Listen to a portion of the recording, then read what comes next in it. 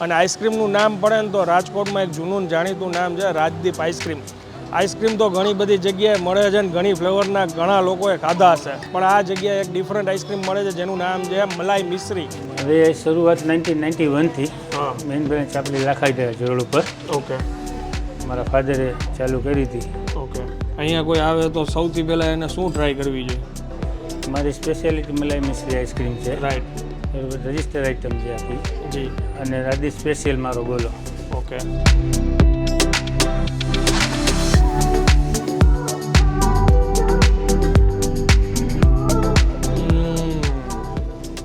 મલાઈની જ મેઇન મજા છે આજે આ ઓરેન્જ કલરનું છે ને, નીચે તો આઈસ્ક્રીમ છે એ વેનીલા ફ્લેવર છે, આ ટોપિંગ્સની જ મજા છે. રાજકોટમાં રહેતા હોય ને હજી જે લોકોએ મલાઈ મિશ્રીની મજા ન લીધી હોય ને તો ભાઈ ભારે કહેવાય. હો ભાઈ, પહોંચી જજો. હવે આમાં આગ્રહ ન કરવો પડે મારે.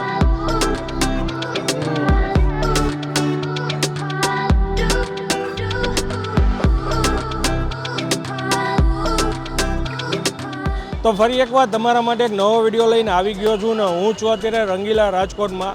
અને આ રાજકોટનો રેસકોર્સ રિંગ રોડ છે, જ્યાં સાંજના સમયે લોકોની ભીડ જામી હોય છે, પારીએ બેઠા હોય, આઈસ્ક્રીમ ખાવા માટે આવતા હોય. અને આઈસ્ક્રીમનું નામ પડે ને તો રાજકોટમાં એક જૂનું જાણીતું નામ છે રાજદીપ આઈસ્ક્રીમ.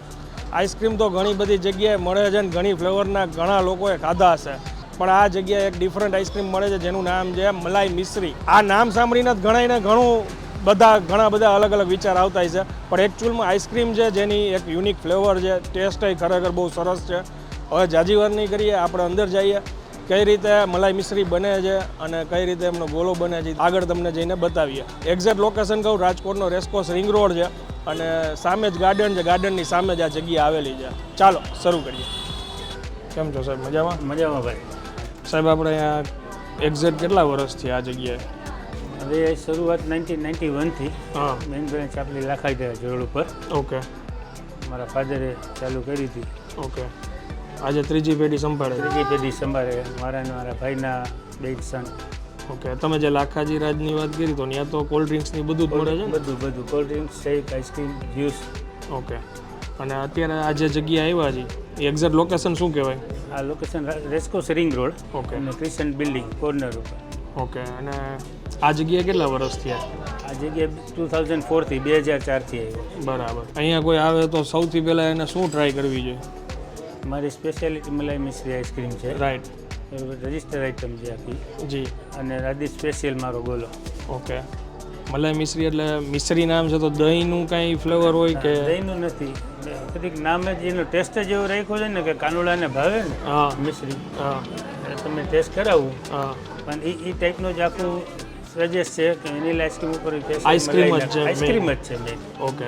એની ફ્લેવર એ રીતની છે, ટોપિંગ્સ ને એવું બધું. બરાબર ને? એક આપણે મલાઈ મિશ્રી ટ્રાય કરવી જોઈએ ને એક ગોલો. ગોલામાં કઈ ફ્લેવર? રાધી સ્પેશિયલ મારો બોટમાં આવે છે. રાજકોટમાં હું એક જ ટાઈપની બોટમાં બનાવું છું આખો. ઓકે. અને આપણો ટાઈમિંગ શું હોય છે આ જગ્યાનો? સવારે 11 થી રાતે 12:30. ઓકે. અને તમારા ફાધરે શરૂઆત કરી ત્યારે શું કોલ્ડ ડ્રિંક્સથી શરૂઆત કરી હતી? હા, લીંબુ શરબતથી શરૂઆત કરી હતી. હા. ઓકે. બજારની દુકાન. બજારમાં એ પહેલી દુકાન એ હતી? પહેલી દુકાન બજાર. બરાબર.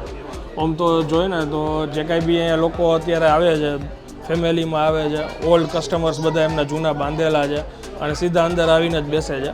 અને વન ટાઈપ ઓફ કેફે કેમ હોય એવી રીતના આઈસ્ક્રીમ પાર્લર છે એસીવાળું. ઝોમેટો, સ્વિગીમાં બી ઓલરેડી અવેલેબલ છે, એટલે પાર્સલ કોઈને કદાચ મંગાવવું હોય તો એમાં બી મળી જાય ને? મલાઈ મિશ્રી એમાં જાય છે? હા, જાય છે. મલાઈ મિશ્રી જાય છે ઝોમેટો, સ્વિગીમાં. પેકિંગ જ એવી રીતે રાખ્યું છે. ઓકે. કે એનું કન્ટેનર જ સ્પેશિયલ મલાઈ મિશ્રી માટે બનાવ્યું છે. ઓકે. અને અમે સિલ્વર ફોઇલમાં એને ફોલ્ડ કરીને આપી છે. ઓકે. કે બહારની આટલી ગરમી હોય તો આપણે કસ્ટમરને પીગળે નહીં. હવે તમારી પરમિશન હોય તો કિચનમાં કઈ રીતે એ આપણે તૈયાર થાય છે એક મેકિંગ થોડુંક બતાવીએ. વધારો. જી, થેન્ક યુ. જો આ આપણો ગોલો બને છે અને આ આખી સ્પેશિયલ ડીશ જો એમની અલગ છે. આ શું? આ રાધી સ્પેશિયલ મારો ગોલો બને. અને ટ્યુબ ટાઈપ ઓલું આખો આ બોટ ટાઈપ જ આખો ગોલો બનશે. Boat type. કઈ ફ્લેવર બનાવે છે? આમાં બે કોમ્બિનેશન થાય ફ્લેવરનું. ઓકે. કેડબરી અને કાચી કેરી. માવાની મલાઈ છે. પછી આ વ્હાઈટ ક્રીમ. હા, વ્હાઈટ ક્રીમ. આ ગાયના દૂધનો માવો. ડ્રાય માવો.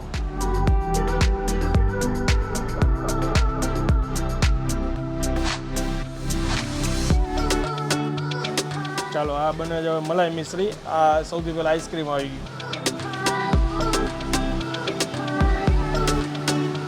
દૂધની મલાઈ છે અમારે. ઓકે, કેસર મલાઈ.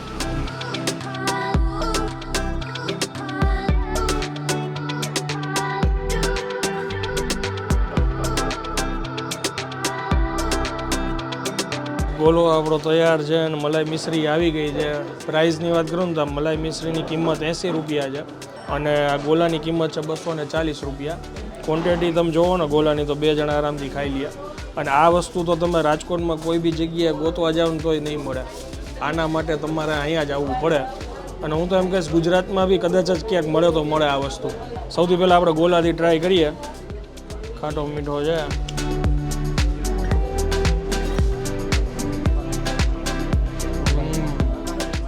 રાજકોટનો ગોલો છે એટલે કાંઈ કહેવું તો ન પડે.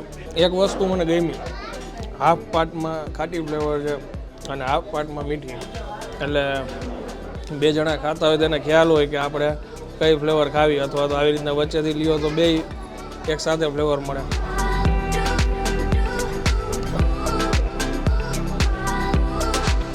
બધી વસ્તુઓ છે ને માપથી નાખતા હતા. ડ્રાય ફ્રૂટનું માપ્યું હતું, માવાનું માપ્યું હતું, બધી વસ્તુ માપીને નાખતા હતા. એટલે કોઈ બી ગોલો બનાવે ને એના સ્ટાફમાંથી એક સરખો ટેસ્ટ મળી રહે તમને. ફ્લેવર ખરેખર બહુ સરસ છે અને ક્વોલિટી એક નંબર છે. કાજુ તમે જોઈ લ્યો, મોટા મોટા કાજુના પીસ છે. ફાડા નથી યુઝ કરતા, ટૂંકમાં જે કટકીઓ આવતી હોય ને એ યુઝ નથી કરતા. સારી વસ્તુ છે. અને આ છે હવે એમની મલાઈ મિશ્રી, હોટ સેલિંગ આઈટમ એમની કહી શકીએ.